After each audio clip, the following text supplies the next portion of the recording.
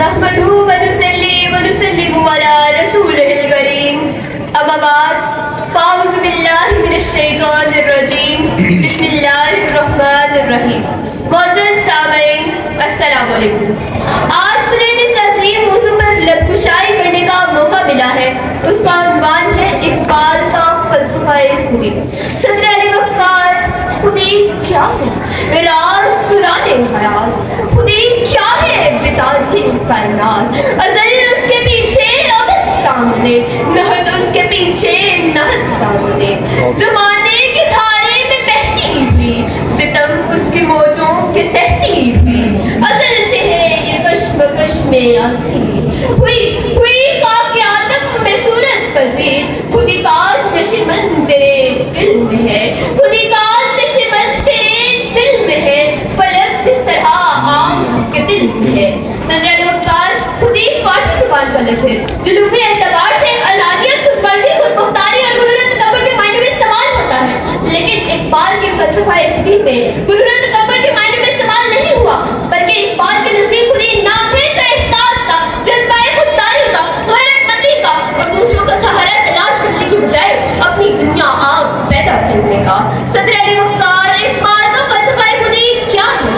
اگر آپ چاہیں تو اس سوال کے جواب میں صرف ایک لفظ خودی کہہ سکتے ہیں، کیونکہ یہی اقبال کے خواب کا محور تھا اور انہوں نے اپنے پیغام کو اسی نام سے موسوم کیا.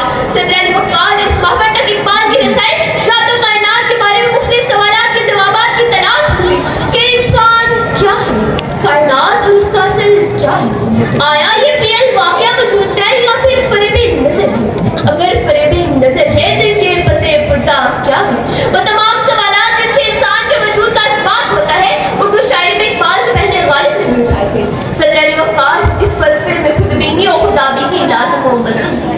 خودبینی خدابینی سے خارج نہیں بلکہ معقول ہے. صدر علی وقار خودی کا احساس ذات خداوندی کا ادراک اور ذات خداوندی کا ادراک خودی کے احساس کا ذات اقرار ہے. خدا کو فاش تر دیکھنے کے لیے خود کو فاش تر دیکھنا بس ضروری ہے. کیا خوب کہا ہے اقبال، خودی کو کر بلند اتنا، خودی کو کر بلند اتنا کہ ہر تقدیر سے پہلے خدا بننے سے خود پوچھے بتا تیری رضا کیا ہے. صدر علی وقار جس دور میں نامہ اقبال پیدا ہوئے وہ مسلمانوں کے لیے آزمائش کا دور تھا. مغلیہ سلطنت غلامی میں جکڑی جا چکی تھی. یہ وہ دور تھا جب مسلمان کشمکش میں مبتلا تھے. یہ وہ دور تھا جب بڑے صغیر کے مسلمان یہ بھلا بیٹھے تھے کہ وہ حیثیت مسلمان ان کی عظمت کیا ہے اور ان کو ان کا دین کے ساتھ دکھانا چاہتا ہے. نتیجتاً صدر علی وقار مسلمانوں میں انتشار اور تفریق کو کئی طبقوں میں تقسیم کر دیا. پھر اقبال نے خودی کو بطور نظریہ پیش کیا. ابھی علم اور جستجو کے مراحل سے گزر رہی یہ ممکن ہے کہ ہم اچھے انسان بن سکیں اور فلسفہ خودی کو جان سکیں. خودی کی ہے یہ منزل اولی، خودی کی ہے یہ منزل اولی. مسافر یہ تیرا نشیمن نہیں، دریا اس خاکداں سے نہیں، جہاں تم سے تو جہاں سے نہیں. آپ کی سوالوں کا بے حد شکریہ.